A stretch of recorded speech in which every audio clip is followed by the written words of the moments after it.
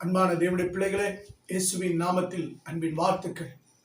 இன்றைக்கு கர்த்தர் நமக்கு கொடுக்கிற வார்த்தை, குழப்பமான நேரத்தில் சரியான பாதையில் வெற்றியாக நடத்துகிற தேவன். என்ன செய்வது ஏது செய்வதென்று தெரியாத சூழ்நிலை, குழப்பங்களும் மன அழுத்தங்களும் நம்மை வாதிக்கிறது. நாம் தடுமாறுகிறோம், கலங்கி விடுகிறோம், பயந்து போய் விடுகிறோம். நான் போகிற வழி சரிதானா, நான் பாதைகள் சரியான பாதையா என்று சொல்லி தெரியாமல் திகைத்து நிற்கிறோம். நம்முடைய கவனக்குறைவுகள் நம்முடைய ஒரு சில யோசனைகள் நம்மை தவறான பாதையில் கூட நடத்தி விடுகிறது.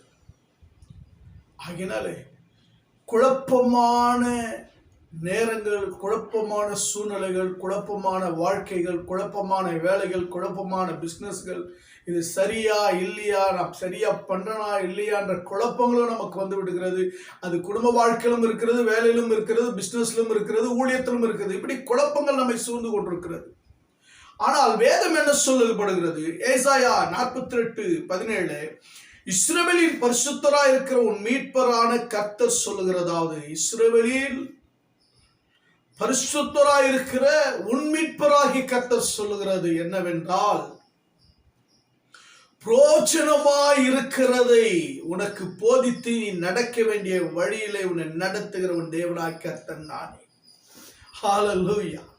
பிரோஜனமான காரியங்களை, சரியான காரியங்களை சரியான நேரத்தில் நம்மை நடத்தக்கூடிய ஒரே கவுன்சிலர், ஒரே ஆசாரியர், ஒரே டீச்சர், ஒரே நல்ல மேய்ப்பர் இயேசு கிறிஸ்து மாத்திரமே. என்ன ஆச்சரியமானவர் பாருங்க.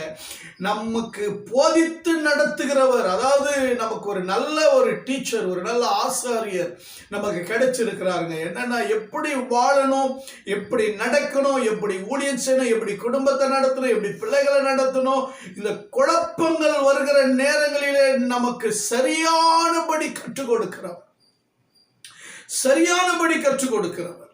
ஆமென். என் அன்பு தேவனுடைய பிள்ளைகளை, நாம் போகிற ஒரு சில பாதைகளில் நாம் சிக்கிக் கொள்ளுகிறோம், ஒரு சில பாதைகளை நாம் முட்டிக் கொள்ளுகிறோம், ஒரு சில பாதைகள் நமக்கு இருளாய் மாறிவிடுகிறது, ஒரு சில பாதைகள் நமக்கு தடையை உண்டு பண்ணுகிறது, ஒரு சில பாதைகள் நாம் போகிற வழியில தடுமாற்றத்தை உண்டு பண்ணுகிறது. ஆனால் நல் வழியை காட்டுகிற நல்ல மேய்ப்பன் இயேசு கிறிஸ்து சொல்லுகிறார், புரோஜனமாய் இருக்கிறதை தான் உனக்கு செய்வார். நீங்கள் எங்கு போக வேண்டுமோ அதை தான் சரியாய் நடத்துவார். ஆமென். அன்பு தேவனுடைய பிள்ளைகளே, பிழையாம் தவறான பாதையில் போனார், அவரை ஆண்டவர் திருப்பினார். ஆனாலும் அவருடைய மரணம் வேதனைக்குள்ளானது.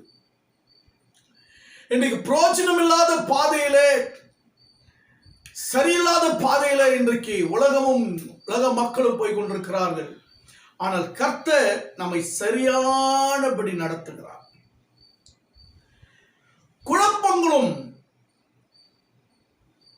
குழப்பங்கள் வரும் பொழுது நம்முடைய வாழ்க்கையில சோர்வுகள் வந்து விடுகிறது, கலக்கங்கள் வந்து விடுகிறது, பயம் நம்மை பிடித்துக் கொள்கிறது.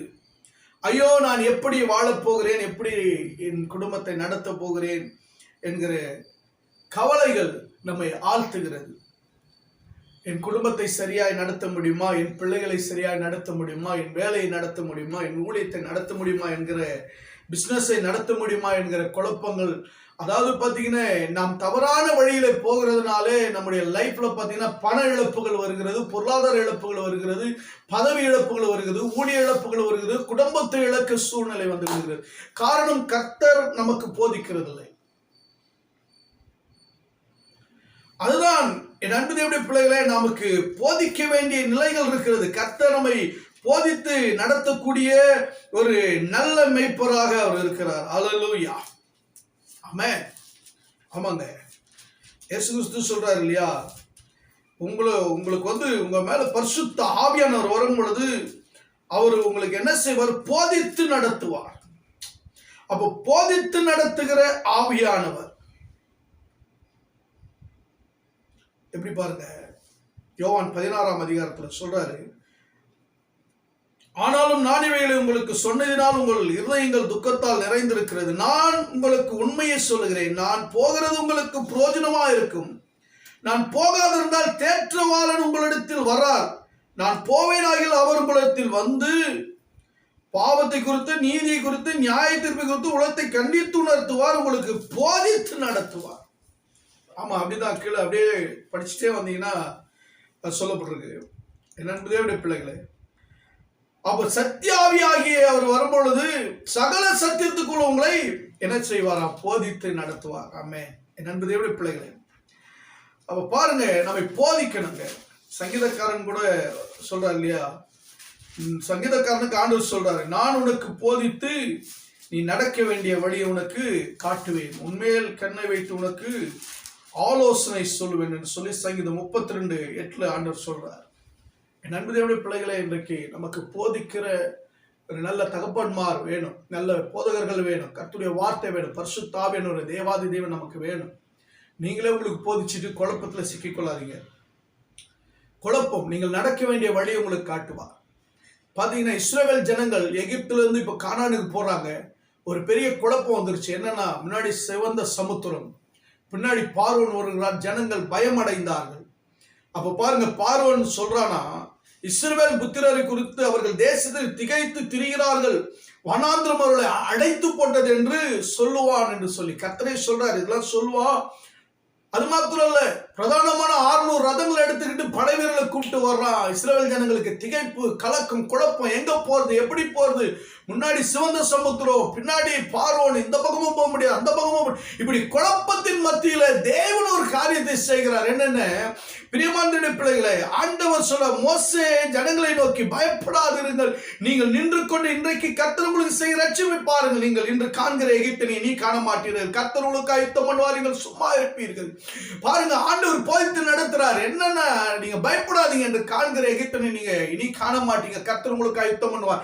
இந்த கலக்கத்தின் மத்தியிலே சூழ்நிலைகள் எல்லாம் எதிராக இருக்கும் பொழுது, சூழ்நிலைகள் எல்லாம் தவிப்பா இருக்கும் பொழுது என்ன செய்கிறது தெரியவில்லை. ஆண்டவர் ஒரு வழியை திறக்கிறார். மோசே சொல்றார், கையில் இருக்கிற கோலை சிவந்த சமுத்திரத்தின் மீது போட்ட பொழுது சமுத்திரம் வழி கொடுத்தது. அவர்களுக்கு கர்த்தர் சரியான பாதையில, வெற்றின் பாதையில நடத்தினார். விரோதிகளை சமுத்திரத்திலே அழித்து போட்டார். மறுநாள் காலையில் அவர்கள் பாடினார்கள், கர்த்தரை பாடுவோம், அவர் மகிமையாய் வெற்றி சிறந்தார். அல்லேலூயா. அவர் உங்களை போதித்து நடத்தினா சரியான பாதையில, வெற்றியின் பாதையில உங்களை நடத்துவார். ஆமென் சொல்லுங்களேன். அல்லேலூயா.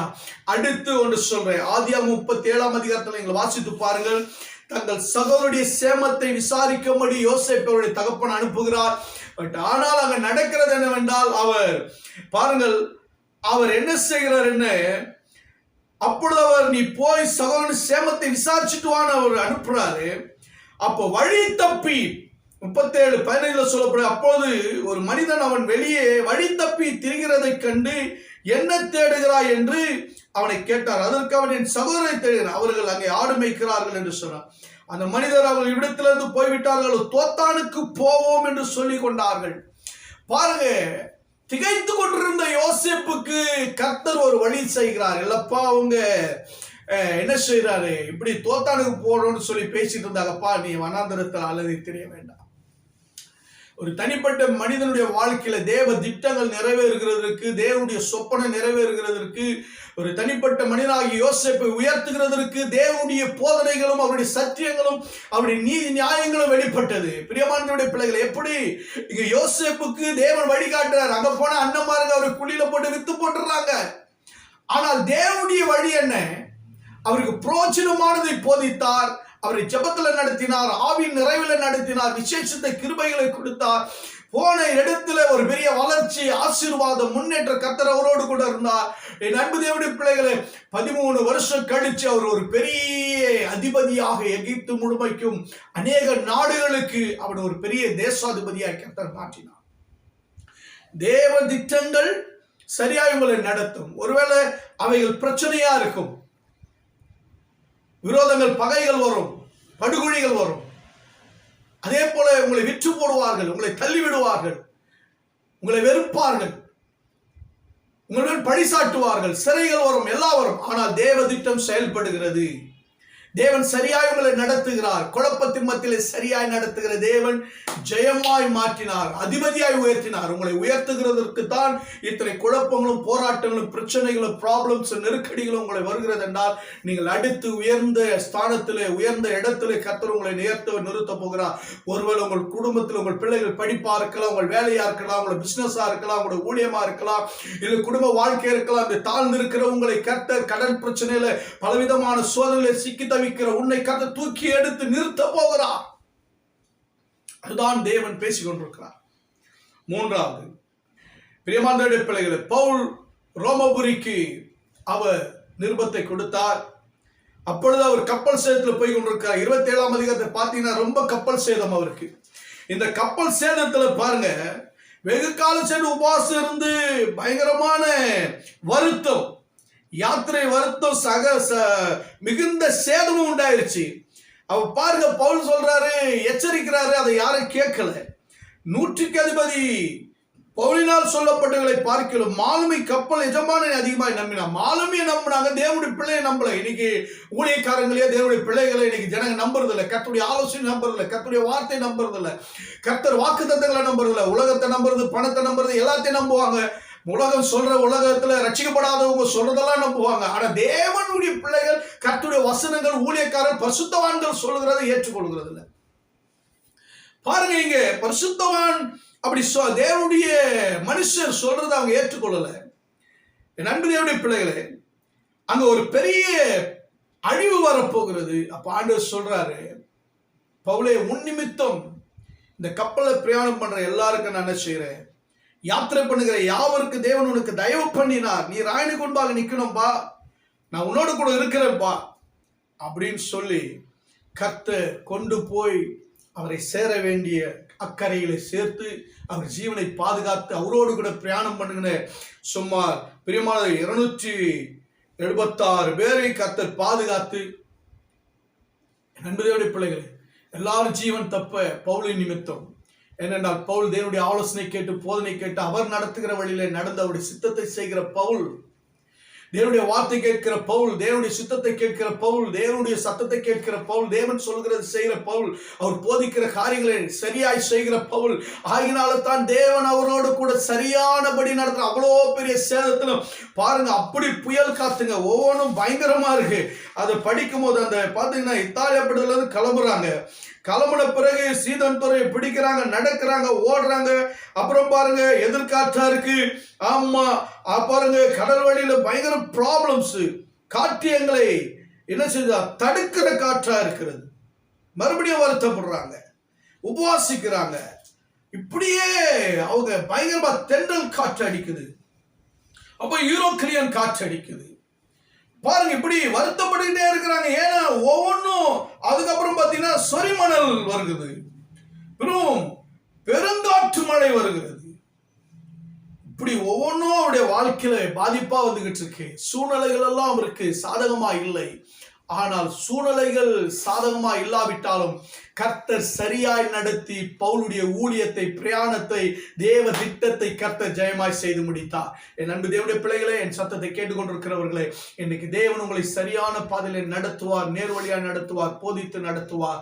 உங்களை நீங்கள் ஒப்பு கொடுங்கள், கர்த்தருக்கு சித்தத்துக்கு ஒப்பு கொடுங்கள், தேவ பிரசன்னத்துக்கு ஒப்பு கொடுங்கள். கர்த்தர் உங்களுக்கு கொண்டு செய்ய வேண்டியதை செய்வார். பரலோக பிதாவே, அன்பின் தகப்பனே, வானத்துக்கு பூமிக்கு தேவனாய் கர்த்தாவே, இதை கேட்டுக்கொண்டிருக்கிற ஒவ்வொரு வாழ்க்கையிலும் நீர் ஆண்டவரே அவர்களோடு கூட இருக்கிற எல்லா பயங்கரமான சூழ்நிலைகள் எல்லாம் நீக்கி, கண்ணீரின் சூழ்நிலை நீக்கி, போராட்டங்களை நீக்கி, ஆண்டவரே அப்பாஸ்தோர் அவர்களை வேதனைப்படுத்துகிற, கஷ்டப்படுத்துகிற எல்லா சூழ்நிலையும் நீக்கி அவர்களை சரியான பாதையிலே ஆண்டவரே வெற்றியாய் நடத்துவீராக, சரியான பாதையிலே வெற்றியாய் நடத்துவீராக. சூழ்நிலை எல்லாம் மாறுவதாக, காரியம் மாறுவதாய் முடியட்டும்.